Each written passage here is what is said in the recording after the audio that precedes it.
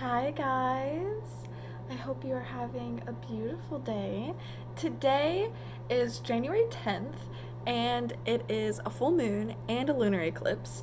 So I'm feeling really emotional and just super wow today actually. And so I'm trying to pull myself back together, and one of the ways that I do that is to use herbs. So I have been into herbalism for about 3 years now. I have taken classes with the Chestnut School of Herbal Medicine online. I love that school. I love what I've learned, and I'm so close to getting my 1,000-hour certificate. So, yay me! But I wanted to make this video about how I use herbal extractions in magic. So a lot of people know what teas are. So teas are great. It's just like taking dried, I mean, you can use fresh, but typically dried herbs, and you just pour hot water over them and let them sit for about 20 minutes and then drink it. And it's wonderful. It's healing. It's medicinal for the most part. So you can use that in magic though. A big way that I like to do it is I like to say like a little affirmation or prayer over my tea. I can have like a set intention for it, like while I put the tea bag in, make the whole thing a ritual. So that's really powerful, but also just drinking tea in general, especially like before or after a ritual or before bed or something like that, it can be really enhancing. I have noticed that teas, really any herbal extraction, especially with intention, clears the mind. It is so opening to the whole body because it takes this outward experience and literally puts it in you and enhances your conscious experience. So I think using teas are great, but I personally work more with tinctures, which are alcohol extractions of plant matter, and I also work with flower essences, which is a vibrational extraction of a flower bloom diluted with alcohol, and crystal essences. But more on the plant side, I love tinctures. I love them so much because they are so easy to take. I have so many bottles just right here, which I'm going to showcase some to you guys, but I have plenty more in my bathroom cabinet. It's great. I have tincture blends and all kinds of stuff. So this one is a blend I like to call the Mind Immersion because it is rosemary, reishi, and amethyst. So what I would do, so I'd get a dropper's full and just take 3 drops on my tongue.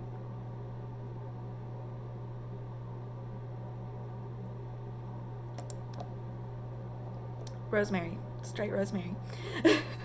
So I love this one because the rosemary is so potent. I can literally taste it on my tongue.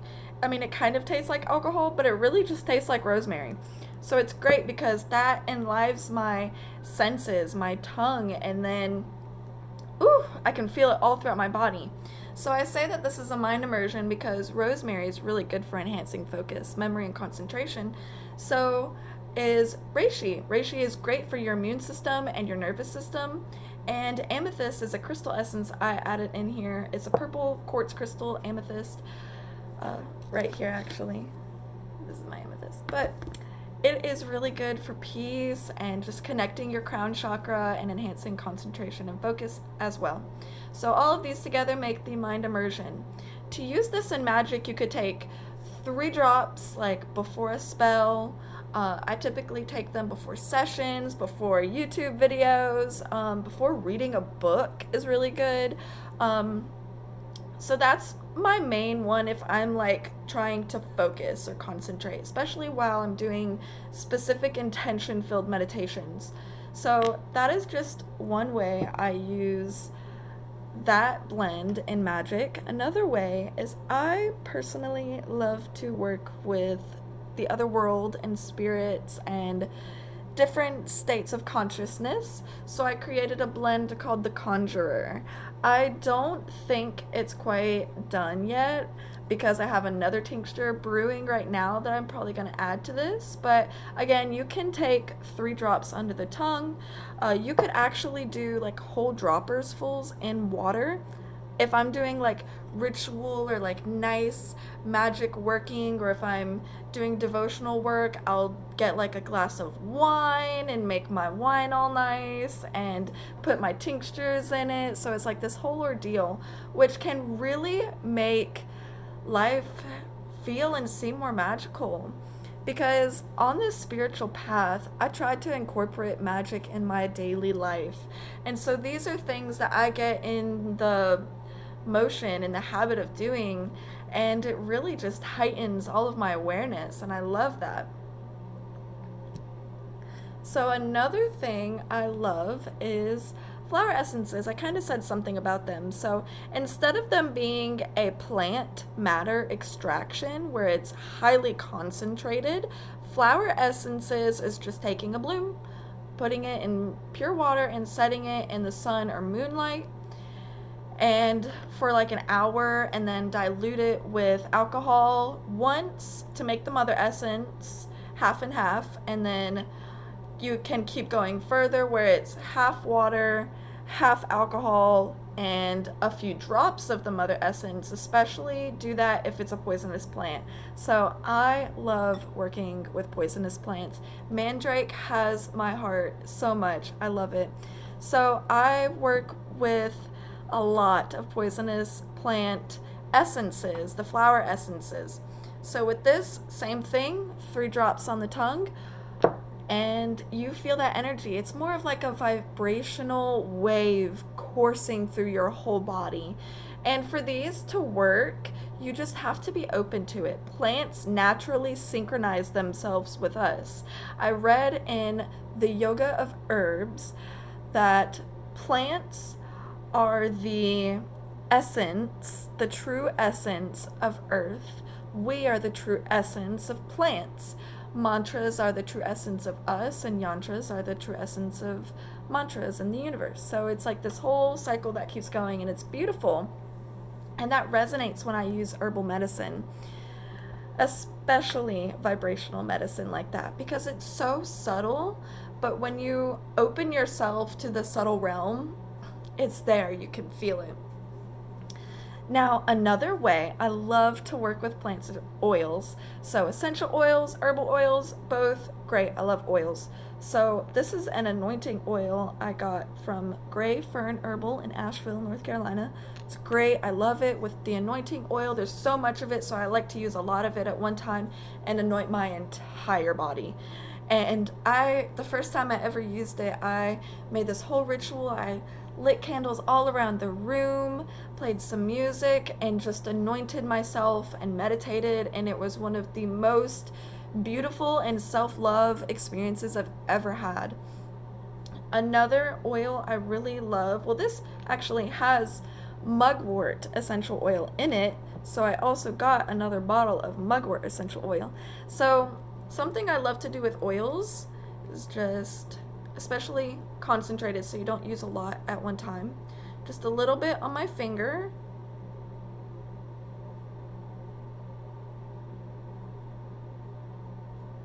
place a little bit on my third eye. And mugwort is really strong. I love it because it just opens you up to psychic abilities, divination, connection, especially dreams. So that is one I'll particularly use at night. But I also use so many different oils. You can use them to anoint stones. So here is a mandrake oil I got from Terra Blue in Greensboro, North Carolina. Take that and you just rub it on this oil with the intent. Now you can use herbal oils to cleanse, or you can use herbal oils to infuse something with your intention. Everything really is just about intention. What do you want to use this herb for? Now, herbs naturally have their own list of correspondences, but then you can take that and then put your own intentions into it, and then it changes. It changes everything about it. 2 more ways I want to talk about using herbs are ointments, and then we'll talk a little bit about smoke medicine. So this is an ointment I got from banefolk.com. I love her so much. She's where I get most of my poisonous plant medicine. So mandrake, poisonous plant medicine, go to someone that is really experienced in it, especially if you want to dive into it. You don't have to dive into it. The safest way to dive into it are flower essences. Have them from her as well. And Persephone's Path, also a great website for that. So flower essences are the safest way for poison plant medicine, but the Bane folk, Sarah Ann Lawless, is amazing and so incredibly knowledgeable about poisonous plant medicine. She has taken it and made it safe. So a lot of her ointments actually help with pain because poisonous plants are actually typically used in pain medications, especially mandrake, belladonna, I think henbane. So it's really interesting to learn the history behind that. But mandrake specifically is the most documented and well-known magical herb ever. The whole lore of it shrieking when it pulls up out of the ground, it's not true, as in it doesn't actually scream, but it is a very delicate plant, so it does get hurt while you uproot it. So I'm sure that's where the lore came from. But mandrake root is to connect to the other world, connect with deep, dark sides and insides of you. It connects you to so much, and it also helps with fertility and prosperity and good luck. So I like to take just a little bit of this ointment. She does have directions for this, and all that stuff is up on her website, banefolk.com. I put it right on my temples. Now, mandrake can also be hallucinogenic. So, fun story. Witches fly on brooms. So that is just this whole big thing about witches that has been there for such a long time. But where did it come from? So it actually came from witches making ointments with poisonous plants, namely mandrake, belladonna, henbane, hellebore, lots of different ones. I mean, everyone was different, but all of these poisonous plants have hallucinogenic properties, and so they are called entheogens.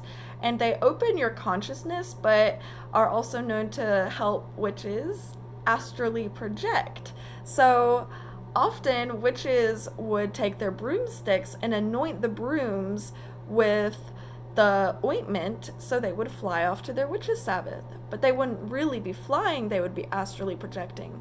So that is just a really old way that ointments have been used in witchcraft, but it goes back all the way to Egypt and probably all over there. There's in Greece, everywhere. So they have these beautiful ointment containers that they used to have in ancient times, and it's just amazing to think of all of the things that they used ointments for. And it's really, really interesting to me to see all of the poisonous plant medicine that there is, or there was. So the last thing about using herbs and magic I want to talk about is smoke medicine. I personally love smoke medicine. I smoked cigarettes when I was younger, but I got out of that because it just wasn't for me. It was toxic. But if used in a productive way, smoke medicine can really be beautiful. Fire and smoke is such a powerful element. So when you take fire and you add herbs, you get this release of energy. And this is mugwort. This is dried mugwort. So it enhances psychic abilities, connections, divinations, all the good stuff. So for smoke medicine, I would get a bundle like this, or you can get loose herbs and get a little fire-safe cauldron and burn a charcoal and put the loose herbs on it. But for this, I have this really big seashell. And so you just light it, and you can inhale it like that or through your nose. Just wave it around. I like to cleanse my rooms. I specifically use mugwort on my pillows. I'll cleanse my pillows in my bed before sleep.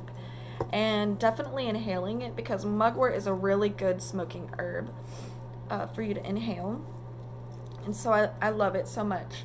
So you can burn all kinds of things. I have this cedar one, also this goldenrod one I actually got from Asheville. It's quite beautiful. I don't like to burn it because it's so pretty. Also Palo Santo, white sage. Please source those two ethically. I get a lot of my herbs locally from people who grow it locally, so there's all kinds of things. Juniper is a really good feminine herb to cleanse with. You can use herbs in so many different ways.